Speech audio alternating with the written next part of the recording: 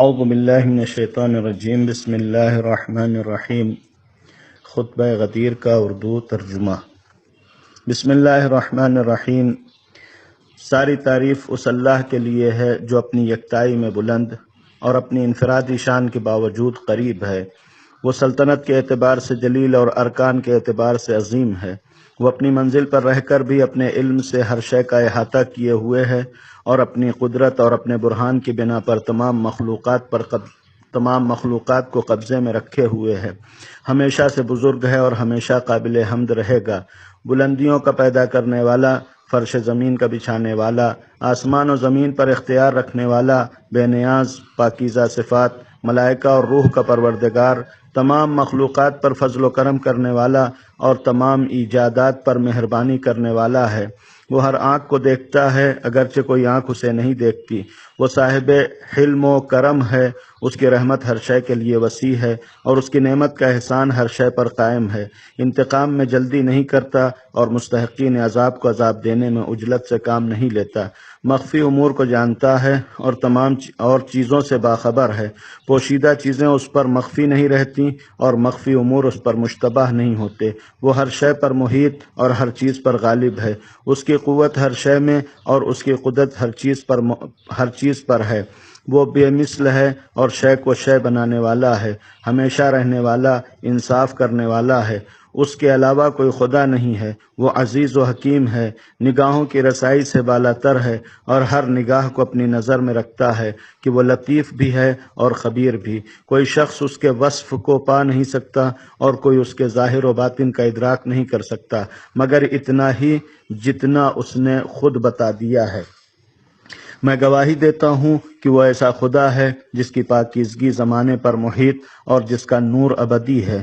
اس کا حکم نافذ ہے، نہ اس کا کوئی مشیر ہے نہ وزیر، نہ کوئی اس کا شریک ہے اور نہ اس کی تدبیر میں کوئی فرق ہے۔ جو کچھ بنایا وہ بغیر کسی نمونے کے بنایا اور جسے بھی خلق کیا وہ بغیر کسی کی اعانت یا فکر و نظر کی زحمت کے بنایا۔ جسے بنایا وہ بن گیا اور جسے خلق کیا وہ خلق ہو گیا۔ وہ خدا ہے، لا شریک ہے، جس کی صفت محکم اور جس کا سلوک بہترین ہے۔ وہ ایسا عادل ہے جو ظلم نہیں کرتا اور ایسا بزرگ و برتر ہے کہ ہر شے اس کی قدرت کے سامنے متواضع اور ہر چیز اس کی ہیبت کے سامنے خاضع ہے۔ وہ تمام ملکوں کا مالک، تمام آسمانوں کا خالق، شمس و قمر پر اختیار رکھنے والا، ہر ایک کو ایک معین مدت کے لیے چلانے والا، دن کو رات اور رات کو دن پر حاوی کرنے والا، ظالموں کی کمر توڑنے والا، شیطان کو ہلاک کرنے والا، نہ اس کی کوئی ضد ہے نہ مثل۔ وہ یکتا ہے، بے نیاز ہے، نہ اس کا کوئی باپ ہے، نہ بیٹا، نہ ہمسر۔ وہ خدائے واحد اور رب مجید ہے، جو چاہتا ہے کر گزرتا ہے، جو ارادہ کرتا ہے پورا کر دیتا ہے، جاننے والا، خیر کا احسا کرنے والا، موت و حیات کا مالک، فقر و غنا کا صاحب اختیار، ہنسانے والا، رلانے والا، قریب کرنے والا، دور ہٹا دینے والا، عطا کرنے والا، روک لینے والا۔ ملک اسی کے اختیار میں ہے اور حمد اسی کے لیے زیبا ہے اور اسی کے قبضے میں ہے۔ وہ ہر شے پر قادر ہے، رات کو دن اور دن کو رات میں داخل کر دیتا ہے۔ اس عزیز و غفار کے علاوہ کوئی خدا نہیں ہے۔ وہ دعاؤں کا قبول کرنے والا، عطاؤں کو بکثرت دینے والا، سانسوں کا شمار کرنے والا اور انسان و جنات کا پروردگار ہے۔ اس کے لیے کوئی شے مشتبہ نہیں ہے۔ وہ فریادیوں کے فریاد سے پریشان نہیں ہوتا ہے اور اسے گڑ گڑانے والوں کا اصرار خستہ حال نہیں کرتا ہے۔ نیک کرداروں کا بچانے والا، طالبان فلاح کو توفیق دینے والا اور عالمین کا مولا و حاکم ہے۔ اس کا حق ہر مخلوق پر یہ ہے کہ راحت و تکلیف اور نرم و گرم میں اس کی حمد و ثنا کرے اور اس کی نعمتوں کا شکریہ ادا کرے۔ میں اس پر اور اس کے ملائکہ پر، اس کے رسولوں اور اس کی کتابوں پر ایمان رکھتا ہوں۔ اس کے حکم کو سنتا ہوں اور اطاعت کرتا ہوں، اس کی مرضی کی طرف سبقت کرتا ہوں اور اس کے فیصلے کے سامنے سراپا تسلیم ہوں، اس لیے کہ اس کی اطاعت میرا فرض ہے اور اس کے عتاب کے خوف کی بنا پر کہ نہ کوئی اس کی تدبیر سے بچ سکتا ہے اور نہ کسی کو اس کے ظلم کا خطرہ ہے۔ میں اپنے لیے بندگی اور اس کے لیے ربوبیت کا اقرار کرتا ہوں اور اس کے پیغام وحی کو پہنچانا چاہتا ہوں۔ کہیں ایسا نہ ہو کہ کوتاہی کی شکل میں وہ عذاب نازل ہو جائے جس کا دفع کرنے والا کوئی نہ ہو۔ اس خدائے وحدہ لا شریک نے مجھے بتایا ہے کہ اگر میں نے اس پیغام کو نہ پہنچایا تو اس کی رسالت کی تبلیغ نہیں کی، اور اس نے میرے لیے حفاظت کی ضمانت لی ہے۔ اس خدا کریم نے یہ حکم دیا ہے کہ اے رسول، جو حکم تمہاری طرف علی کے بارے میں نازل کیا گیا ہے اسے پہنچا دو، اور اگر تم نے ایسا نہ کیا تو رسالت کی تبلیغ نہیں کی، اور اللہ تمہیں لوگوں کے شر سے محفوظ رکھے گا۔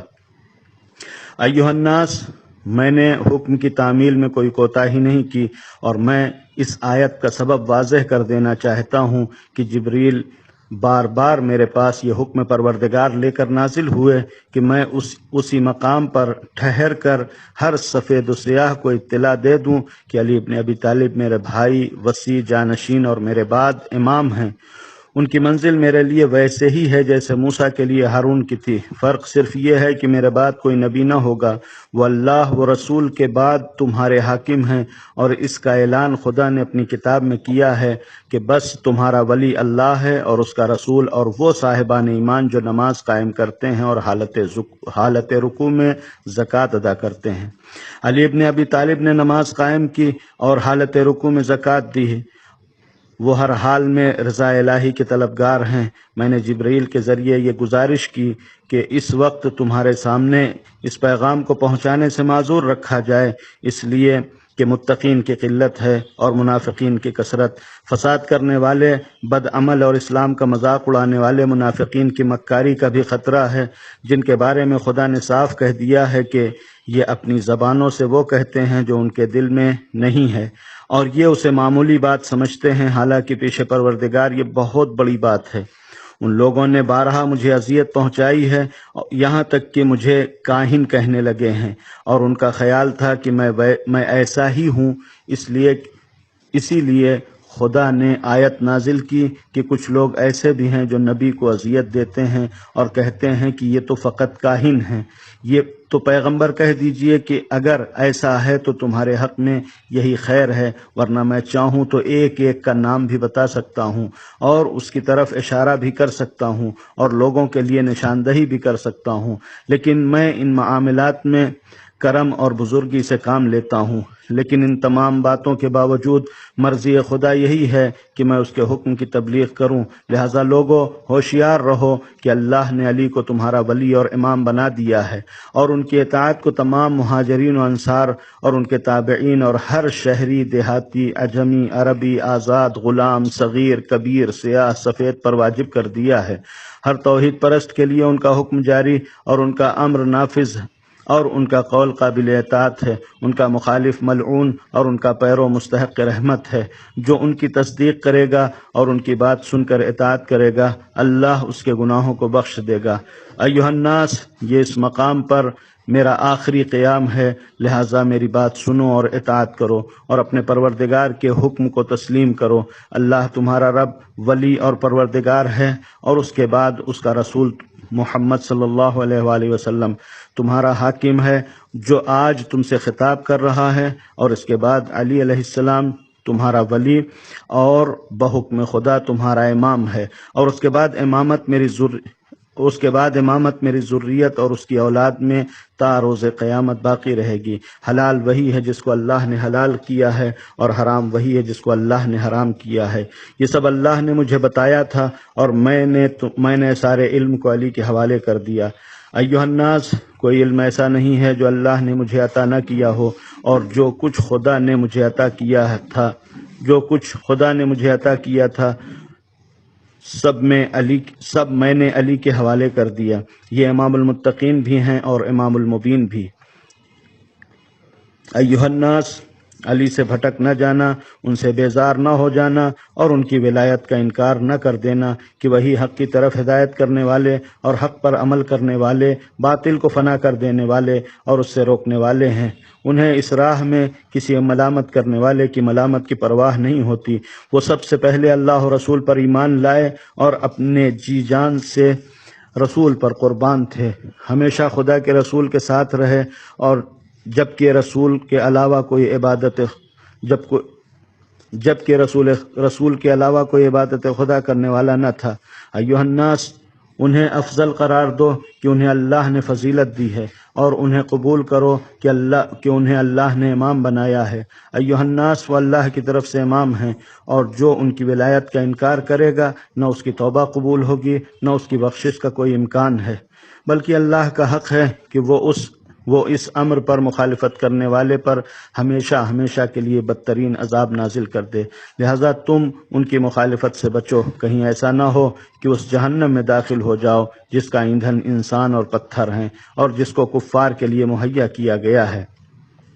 ایھا الناس، خدا گواہ ہے کہ سابق کے تمام انبیاء و مرسلین کو میری بشارت دی گئی ہے، اور میں خاتم الانبیاء والمرسلین اور زمین و آسمان کی تمام مخلوقات کے لیے حجت پروردگار ہوں۔ جو اس بات میں شک کرے گا وہ گزشتہ جاہلیت جیسا کافر ہو جائے گا، اور جس نے میری کسی ایک بات میں بھی شک کیا اس نے گویا تمام باتوں کو مشکوک قرار دیا، اور اس کا انجام جہنم ہے۔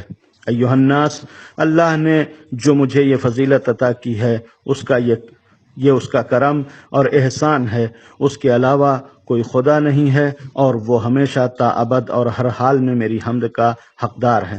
ایھا الناس، علی کی فضیلت کا اقرار کرو کہ وہ میرے بعد ہر مرد و زن سے افضل اور برتر ہیں۔